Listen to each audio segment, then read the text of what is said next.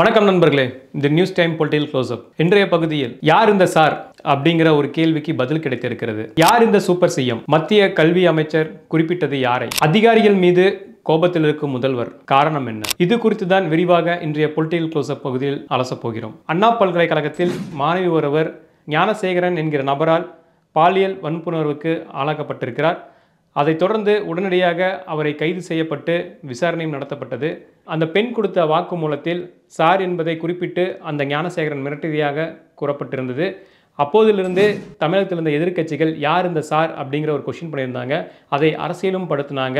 குற்றவாளியான அந்த ஞானசேகரன் நெருக்கத்தில் இருந்த ஒரு சில அரசியல் முக்கிய புள்ளிகளை வைத்தும் யார் இந்த சார் அப்படிங்கிற ஒரு கேள்வி பெரிதுபடுத்தப்பட்டது. இன்னும் சொல்ல போனால் ஜனவரி மாதத்தில் சட்டமன்றம் கூடிய போது அப்போது எதிர்க்கட்சியை சேர்ந்தவர்கள் தங்களுடைய சட்டைகளிலும் பதாகைகளிலும் ஏந்தி வந்து யார் இந்த சார் அப்படிங்கிறத தமிழகம் முழுவதும் கவனப்படுத்தினார்கள். இப்படிப்பட்ட ஒரு சூழலில் தான் அந்த வழக்கு விசாரணை நடத்திட்டு வந்த நேரத்தில் சென்னை மாநகர காவல் ஆணையர் ஒரு பத்திரிகையாளர் சந்திப்பு நடத்தினாங்க.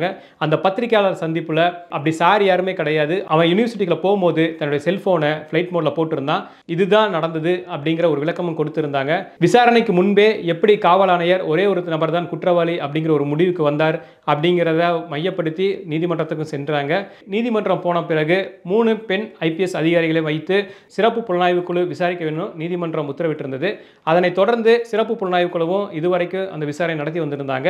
அவ்வாறு நடத்தப்பட்ட விசாரணை தற்போது முடிவுக்கு வந்திருக்கிறது. அந்த விசாரணையின் குற்றப்பத்திரிகை சென்னை சைதாப்பேட்டை நீதிமன்றத்தில் தாக்கல் செய்திருக்காங்க. அந்த குற்றப்பத்திரிகையில் என்ன சொல்லியிருக்காங்கன்னா, அந்த ஞானசேகரன் என்கிற நபர் மட்டும்தான் குற்றவாளி, அந்த நேரத்தில் அவன் மாட்டிக்கொள்ளக்கூடாது என்பதற்காக ஃபிளைட் மோடில் போட்டிருந்தான் என்பதை அன்று சொல்லியிருந்தால் அதே தான் தற்போது தீவிர விசாரணைக்கு பிறகும் அந்த குற்றப்பத்திரிகையில் தாக்கல் செய்யப்பட்டிருக்கிறது. இதன் மூலம் தமிழகத்தில் மிகப்பெரிய கேள்விக்குறியாக இருந்த சென்னை அண்ணா பல்கலைக்கழக விவகாரத்தில் யார் இந்த சார் என்கிற ஒரு கேள்விக்கு முற்றுப்புள்ளி வைக்கும் விதமாக தற்போது இந்த குற்றப்பத்திரிகை தாக்கல் செய்யப்பட்டிருக்கிறது. இந்த யார் இந்த சாருக்கு ஒரு விடை கிடைத்திருப்பது போல தற்போது இந்த பாராளுமன்ற கூட்டத்தொடரில் தமிழகம் சார்ந்த முக்கிய பிரச்சனைகளான இந்த மும்மொழி கல்விக் கொள்கை, தமிழகத்திற்கு மத்திய கல்வி அமைச்சர் நிதி கொடுக்க முடியாது போன்ற விவகாரங்களை திமுக எம்பிக்கள் காட்டமாக குரல் எழுப்பி வந்து கொண்டிருக்கிறார்கள். அப்படி ஒரு சூழல்ல மத்திய கல்வி அமைச்சர் முக்கியமான ஒரு கேள்வியை எழுப்பியிருந்தார். முதலில் சம்மதம் தெரிவித்த முதலமைச்சர் பிறகு யூ-டர்ன் போட்டிருக்கிறார். அந்த இடையில் இந்த மாற்றத்திற்கான அந்த சூப்பர் முதல்வர் யார் என்கிற ஒரு கேள்வியை வைத்திருந்தார். இது குறித்து கோட்டை வட்டாரத்தில் நாம் விசாரிக்கும் போது நமக்கு கிடைத்த தகவல் என்னவென்றால், அந்த சூப்பர் முதல்வர் அதிகாரிகள் என்கிற ஒரு விளக்கத்தை கொடுக்கிறார்கள். எதற்காக இப்படி சொல்கிறார்கள் என்று தீவிரமாக விசாரித்த போது 2004-2009 காலகட்டத்தில் அன்றைய திமுக ஆட்சியில் துணை முதல்வராகவும் உள்ளாட்சித்துறை அமைச்சராகவும் இருந்தவர் திரு ஸ்டாலின் அவர்கள். அந்த நேரத்தில் காங்கிரஸ் ஆட்சி மத்தியில் அமைந்திருந்தது. உள்ளாட்சித்துறையில் பல மாற்றங்கள் கொண்டு வர வேண்டும் என்று மத்திய அமைச்சராக இருந்த மணிசங்கர் ஐயர் பல மாநிலங்களுக்கு சுற்றறிக்கை அனுப்புகிறார். அந்த நேரத்தில் தமிழக அரசும் அந்த சுற்றறிக்கைக்கு சம்மதம் தெரிவித்திருந்தார்கள். தற்போது வந்திருக்கும் இந்த சுற்றறிக்கை என்பது மாநில சுயாட்சிக்கு எதிராக இருக்கிறது. இதை நாம் சம்மதித்தால் அப்படி ஒரு சூழலுக்கு தள்ளப்படக்கூடிய ஒரு நிலை உருவாகும். எனவே இதை யோசித்து முடிவெடுங்கள் என்கிற ஒரு ஆலோசனை வழங்கியிருக்கிறார். அதன் பிறகு அன்றைக்கு உள்ளாட்சித்துறை அமைச்சராக இருந்த திரு ஸ்டாலின் முதல்வர் கருணாநிதியிடம் ஆலோசனை மேற்கொண்டிருக்கிறார். அப்போது அவர் பல்வேறு அதிகாரிகளிடம் அதற்கான ஆலோசனைகள் மேற்கொண்டு அதை அப்போது நிறுத்தி வைத்திருந்திருக்கிறார்கள். அப்போதைய உதாரணத்தை இப்போது யார் இந்த சூப்பர் முதல்வர் என்கிற ஒரு இடத்திற்கும் கொண்டு வருகிறார்கள். மத்திய அமைச்சர் சொன்னதுபடியே முதலில் சம்மதம் தெரிவித்த மாநில அரசு தற்போது அது பின்வாங்கியிருக்கிறார்கள். இதற்கு சில அதிகாரிகளின் காரணம் அவர்கள் சொன்ன ஆலோசனையின் அடிப்படையில் தான் தற்போது தமிழக அரசு இந்த கல்விக் கொள்கை திட்டத்திற்கு ஒரு குழு அமைக்க வேண்டும் என்கிற ஒரு இடத்திற்கு நகர்ந்திருக்கிறார்கள். அந்த குழு அமைத்து அந்த குழு ஆய்வின் அடிப்படையில் நாங்கள் கொடுக்கும் பரிந்துரையை ஏற்று அதற்கு பிறகு அந்த கல்விக் கொள்கையை தமிழகத்தில் அமல்படுத்தலாம் என்கிற ஒரு ஆலோசனையை அதிகாரிகள் மட்டத்தில் இருந்து முதல்வர் மற்றும் கல்வி அமைச்சருக்கு வழங்கப்பட்டிருக்கிறது. அதன் அடிப்படையில் தான் தற்போது அதற்காக மத்திய அரசு மற்றும் மாநில அரசுக்கு இடையே ஒரு முரண்பாடு ஏற்பட்டிருக்கிறது என்கிறார்கள் கோட்டை வட்டாரத்தில். இது ஒரு பக்கம் இருந்தாலும் அதிகாரிகள் சில நேரங்களில் நல்லபடியான ஆலோசனை சொல்லி அது மாநில அரசுக்காக சில விஷயங்களை முன்னெடுத்தாலும் இன்னமும் தமிழகத்தில் அதிகாரிகளுடைய கட்டுப்பாட்டில் தான் ஆட்சி அமைகிறது என்கிற தொடர் விமர்சனம் முதல்வரிடத்தில் கொண்டு செல்லப்பட்டிருக்கிறது.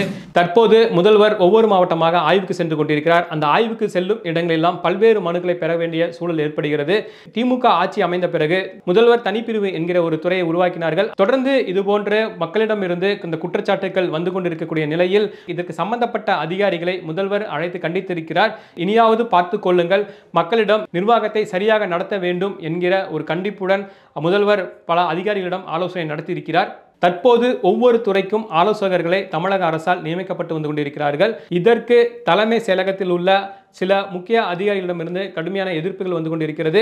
என்னவென்று விசாரித்தால், ஒரு துறையில் நியமிக்கக்கூடிய நபர் அந்த துறை சார்ந்த வல்லுநராக இருக்க வேண்டும், அல்லது ஓய்வு பெற்ற IAS அதிகாரிகளாகவோ அல்லது மற்ற முக்கிய துறைகளில் அந்த துறை அனுபவம் சார்ந்த நபர்களாகவோ இருக்க வேண்டும் என்பதுதான் அவர்களுடைய கோரிக்கையாக இருக்கிறது. ஒவ்வொரு துறைக்கும் ஆலோசனை வழங்கும் போது அந்த துறையில் பணியாற்றக்கூடிய அதிகாரிகளுக்கு வேலைப்பளு குறைவானதாக ஒரு பக்கம் இது நல்லபடியாக எடுத்துக்கொண்டாலும், அந்த துறைக்கு நியமிக்கக்கூடிய ஆலோசகர்கள் யாராக இருக்கிறார்கள் என்று பார்த்தால் திமுகவை சார்ந்த கட்சிக்காரர்களாக இருப்பதுதான் இங்க மிக பெரும் கேள்வி எழுப்பியிருக்கிறது. அவர்களுக்கு அந்த துறை சார்ந்து எந்த மாதிரியான அனுபவம் இருக்க போகிறது, எதற்காக மக்கள் பணத்தை ஊதியமாக அவர்களுக்கு மாதம் கொடுக்க வேண்டும் என்கிற ஒரு கேள்வியும் தற்போது தலைமைச் செயலகத்தில் எழுந்திருக்கிறது. இந்த முன்னெடுப்பு ஒரு ஆரோக்கியமானதாக இருந்தாலும், இதில் எழுந்திருக்கும் இந்த குற்றச்சாட்டை அரசியல் கவனத்தில் எடுத்துக்கொண்டு அந்த ஒவ்வொரு துறைக்கும் ஆலோசகர்களாக இருக்கக்கூடிய நபர்களை அனுபவம் சார்ந்தவர்களாகவும் அந்த துறையில் வல்லுநர்களாகவும் இருக்கக்கூடியவர்கள் நியமித்தால் நல்லதொரு முன்னெடுப்பாக இருக்கும் என்கிற ஒரு ஆலோசனையை தலைமைச் செயலகத்திற்கும் சில அதிகாரிகள் வழங்க இருக்கிறார்கள். தொடர்ந்து இதுபோன்று வெளி அரசியலுக்கு அப்பால் உள்ள செய்திகளை அறிந்து கொள்ள நியூஸ் டைம் பொலிட்டிக்கல் கிளப்ஸோடு இணைந்திருங்கள். நன்றி, வணக்கம்.